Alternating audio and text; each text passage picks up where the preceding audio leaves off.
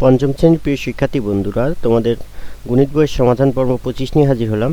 তো এখানে দেখো 0.32 এর 10 গুণ হলো 32টি 0.01 এর 10 গুণের সমান। তো ওই 0.01 এর 10 গুণ সমান কত, এটা আগে দেখি। তো 0.01 কে যদি তুমি 10 দিয়ে গুণ করো, দশমিক কিন্তু এক স্থান ডাইনে যাবে। ছিল 0.01 হয়ে যাবে 0.1, তার মানে 32টি 0.1।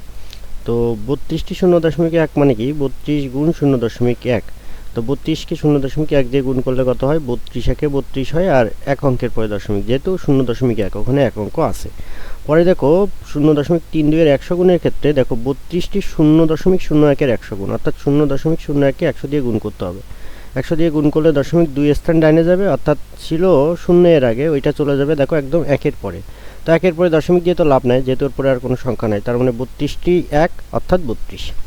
পরে দেখো 0.32 এর 10 ভাগ হচ্ছে কি, 0.01 এর 10 ভাগ, 10 দিয়ে ভাগ করলে দশমিক এক স্থান কী হয় বলো তো, বামে চলে যায়।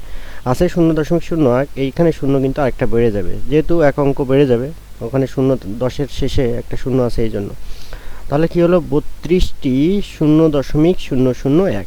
তো 32কে 0.001 দিয়ে তুমি যদি গুণ করো, তাহলে 32 একে কত হয় বলো তো, 32 একে হয় তোমার 32, আর যেহেতু এখানে 3 অঙ্কের পরে দশমিক, তো এখান থেকে 3 অঙ্ক পরে দশমিক, অর্থাৎ 0.032 হয় এটা রেজাল্ট।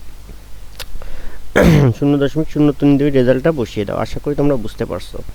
তো এরপরে আমরা পরের অঙ্কের সমাধানে যাব। পরের অঙ্কের সমাধানে কি আছে দেখো, 0.05 গুণ 6। তো 0.05 হলো কতটি বলো তো, 5টি 0.01।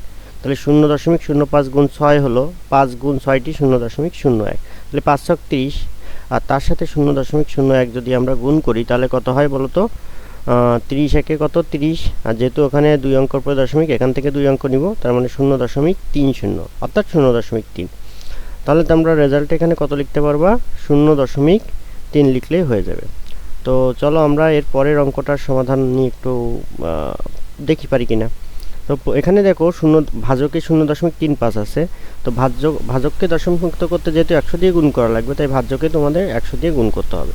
তো ভাজ্যকে 100 দিয়ে গুণ করলে কি হবে বলো তো, দশমিক আমার 2 অঙ্ক ডাইনে যাবে, তাহলে কি হবে 1680 হয়ে যাবে, অর্থাৎ দশমিক আছে 8-এর আগে, এটা আরও এক অঙ্ক পরে চলে যাবে। আর ওইটাকে দশমিক মুক্ত করলে দেখো 35 হবে, যেহেতু এখানে 102টা শূন্য আছে, তাই দশমিক 2 অঙ্ক ডাইনে চলে যাবে। এখন 1680কে 35 দিয়ে ভাগ করলে হবে 48, তো এটাই হবে উত্তর। তোমরা অবশ্যই ভাগটা পাশে করে নিবে, বা রাপে করলেও হবে। তো মোটরসাইকেলের অঙ্কটায় আমরা চলে আসি। তো এখানে দেখো যে এখানে দেখো মোটরসাইকেলটি 1 ঘন্টায় যায় কত, তো আমরা 4 ঘন্টায় যাই কত বলো তো, 212.5, তাহলে 1 ঘন্টায় যাই 4 দিয়ে ভাগ হবে। তো 4 দিয়ে আমরা ভাগ দিলাম, ম্যানুয়ালি আগে ভাগ দিলাম।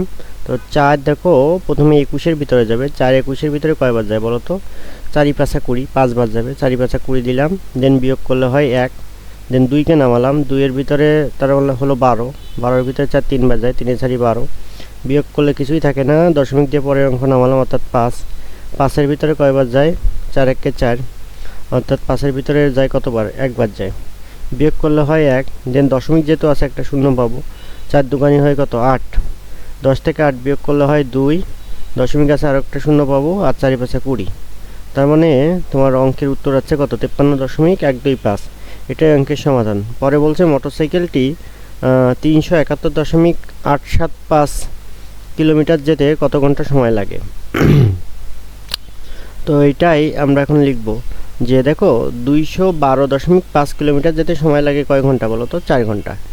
তাহলে 1 ঘন্টায় যে 1 কিলোমিটার যেতে সময় লাগে কত, কম লাগে, তার মানে 4 ভাগ 212.5, আর 371.875 কিলোমিটার যায় কত, ওটা জাস্ট গুণ হবে, এখানে একটা 5 কম আছে, তোমরা 5টা দিয়ে নিবা, অর্থাৎ 4 গুণ 371.875, 5টা আমি দিয়ে দিলাম।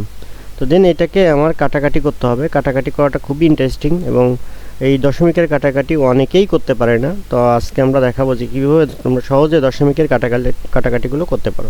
পাশের অংশটা আমি মুছে দিই। তো আমি এই পাশে দাগ দিয়ে পুরো কাটাকাটির অঙ্কটাই লিখে নিব প্রথমে।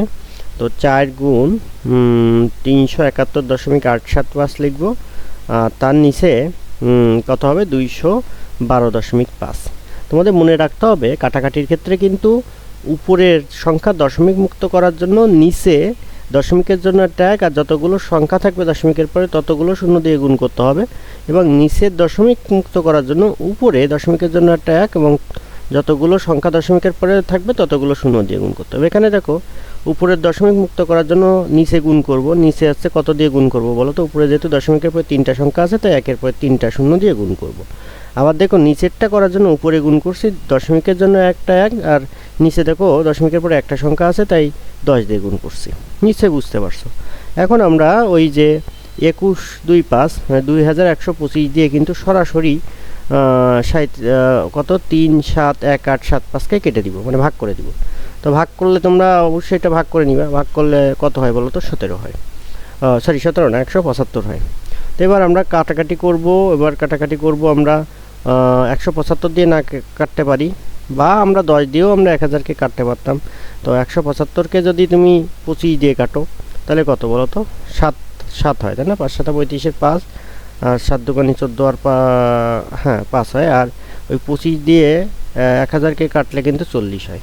এখন 4 দিয়ে 40কে কাটলে 4 1 কে 4, 4 10কে 40, 10 দিয়ে আবার 10কে কাটা যায়, অর্থাৎ উত্তর আছে কিন্তু এখানে 7 ঘন্টা। আশা করি তোমরা বুঝতে পারছো।